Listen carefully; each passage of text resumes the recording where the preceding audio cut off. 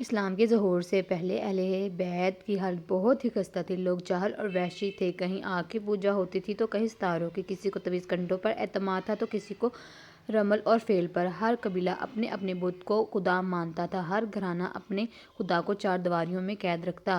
خانہ کعبہ میں جواب بیت اللہ یعنی اللہ کا گھر ہے 360 بت تھے۔ لوگ درخت کو سجدہ کرتے تھے، قبروں میں ناک رگڑتے تھے، جا بجا فتنہ برپا رہتا۔ امن و امان نام کا بھی نہ تھا۔ ذرا ذرا سی بات پر لڑائیاں چلتی۔ نہ قانون تھا نہ انصاف، لوٹ مار کا بازار سرد گرم رہتا تھا۔ جوا عام تھا، شراب کو ماں کے دودھ سے زیادہ سمجھا جاتا تھا۔ ننھے بچیوں کو زندہ درگور کاٹ دیا جاتا۔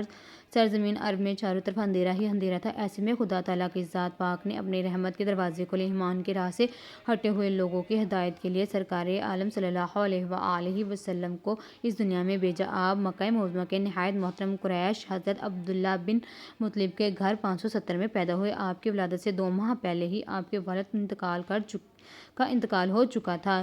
6 برس کی عمر میں آپ کی والدہ معصومہ بی بی آمنہ بھی وفات پا گئیں۔ چونکہ آپ کی پرورش آپ کے دادا عبدالمطلب کے ذمے آئی، لیکن 2 سال بعد دادا کا سایہ بھی سر سے اٹھ گیا۔ اس پر رسول اللہ صلی اللہ علیہ وسلم کے چاچا عبدالمطلب آپ کے سرپرست بنے۔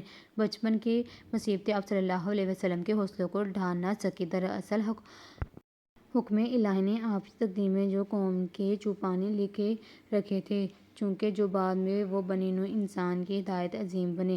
جوان ہوتے ہی آپ نے ایک امیر بیوہ خدیجہ کی ملازمت اختیار کی۔ آپ نے اپنے فرض اس خوبی سلیقے کے ساتھ انجام دیے کہ حضرت خدیجہ نے آپ کو شادی کا پیغام بھیجا۔ آپ نے اس پیغام کو قبول کر لیا اور 25 سال کی عمر میں انہوں نے شادی کر لی۔ اس وقت بی بی خدیجہ کی عمر 40 کی تھی۔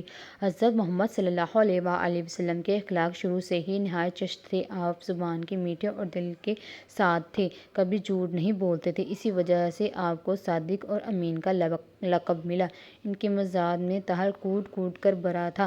دشمن کے ساتھ بھی نرمی اور خوش سلوکی کے ساتھ پیش آتے، رحم و کرم کے پتلی تھے، کسی سے بھی انتقام نہ لیا اور کسی کو بددعا نہیں کی۔ فقیروں اور درویشوں کی زندگی بسر کرتے رہے، عیش و عشرت سے کوسوں دور رہتے تھے۔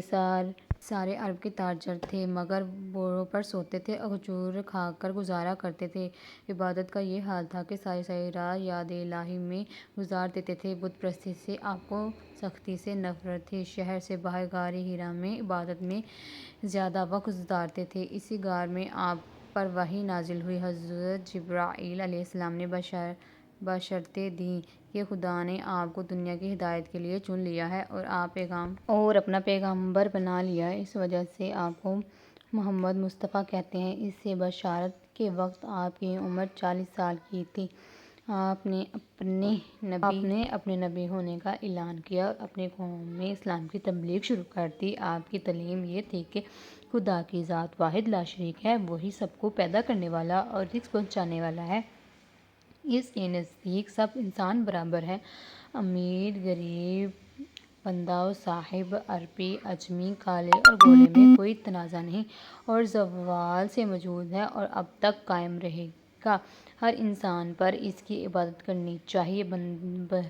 محبت سخاوت انسان کی دلیل ہے، پڑوسی کو ستانا بدی ہے اور بدی ظلم کا انجام دوزخ کی آگ، اور نیکی اور محبت پھل جنت ہے۔ ذات پات اونچ نیچ کے جھگڑے شیطان نے پیدا کیے۔ خدا کی ذات کے ساتھ کسی اور کو موجود یا ساجی یا شریک بنانا کفر ہے۔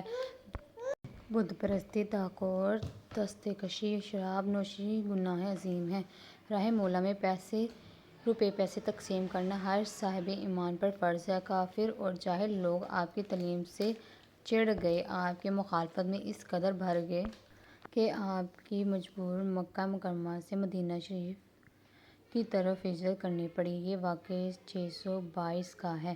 اسلامک کیلنڈر یعنی اسلامی ہجری سنہ عیسوی سے شروع ہوتا ہے۔ مدینے میں لوگوں نے آپ کو سر آنکھوں پر بٹھایا۔ آہستہ آہستہ لوگ آپ پر ایمان لانے لگے۔ آپ کی تعلیم صداقت اور سادگی پر مبنی تھی، اس لیے اسلام بہت جلدی پھیل گیا۔ 632 عیسوی میں آپ کی وفات کے وقت مسلمان سارے عرب پر چھا چکے تھے۔ آج دنیا میں کوئی گوشہ ایسا نہیں جہاں مومن نہ بستا ہو۔ اہل اسلام کا حقیقت یہ ہے کہ حضرت محمد صلی اللہ علیہ وآلہ وسلم کے بعد دنیا میں کوئی پیغمبر نہیں آئے گا، اس لیے آپ کو خاتم المرسلین یا خاتم النبی کہتے ہیں، یعنی آپ دنیا کے آخری نبی ہیں۔